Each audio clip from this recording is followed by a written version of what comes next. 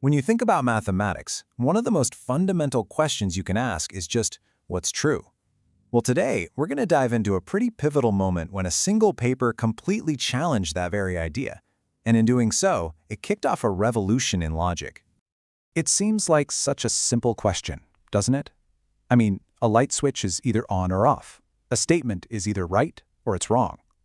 But back in the early 20th century, this exact idea ignited this massive, fierce debate that really threatened to split the entire world of mathematics right down the middle. And we're not talking about some minor academic squabble here. No, this was a full-blown foundational crisis. You could even call it a battle for the very soul of mathematics itself. The question at the heart of it all was, what does it even mean for something to be true? So you had two camps. On one side, you had classical logic, championed by giants like David Hilbert. Just think of it like that light switch. Every single statement is either on, meaning it's true, or off, meaning it's false. That's it. But on the other side, you had intuitionistic logic, led by L.E.J. Brouwer. And he said, hold on a second. He argued that you can only say a statement is true if you can actually construct a proof for it. Otherwise, it's not false. It's just unproven. For an intuitionist, it's like saying some of those light switches might not even be installed yet. So, into this massive intellectual storm steps our protagonist, the absolutely brilliant Russian mathematician Andrei Kolmogorov. And he wasn't just there to pick a side. No, he was about to create a whole new language for this conversation with a totally groundbreaking paper he published in 1925. The paper was called On the Principle of Tertium Non Datur, which is just a fancy way of saying on the principle of the excluded middle.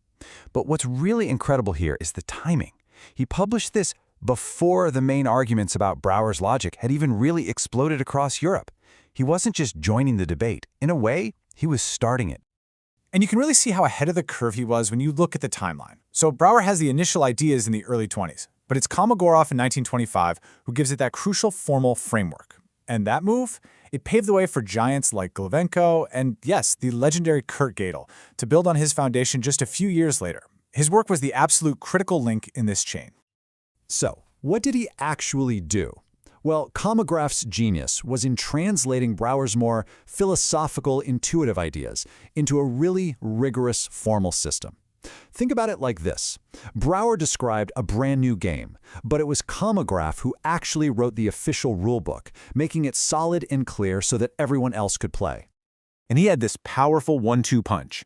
First, he built a new system from the ground up, a whole piece of intuitionistic logic. But he didn't just stop there. He also went on the attack, analyzing the weak spots in the old classical system, especially around this idea of negation, or what it even means for something to be not true. Now, the technical name for his system was the axiomatic implicative minimal calculus. And yeah, I know, that's a mouthful. You definitely don't need to memorize it. The important takeaway here is this was a structured, super meticulous piece of work. He wasn't just throwing ideas around. He was building a logical machine. And it was all based on this strict demand for intuitive clarity. Okay, and this is where things get really interesting. Because Kolmogorov's rulebook didn't just lay out the rules for intuitionism, it started questioning these logical principles that most mathematicians just took for granted as being, well, obvious.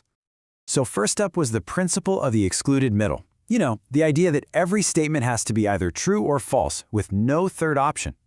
Kolmogorov, just like Brouwer, said, yeah, that works fine for finite things, stuff you can actually count. But when you get into the wild world of the infinite, dealing with concepts that go on forever, what mathematicians call transfinite judgments, you can't just assume it's a simple yes or no. There's this huge unproven territory sitting right there in the middle. But he didn't stop there. He went even further. He took aim at something called the principle of explosion.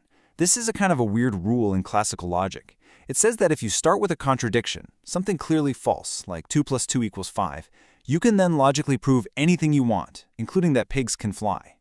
Kolmogorov just found this deeply suspicious. He refused to accept it as a given, and that move was even more radical than what standard intuitionism was doing. And this chart makes it all crystal clear. Classical logic, it accepted both of these principles, no questions asked.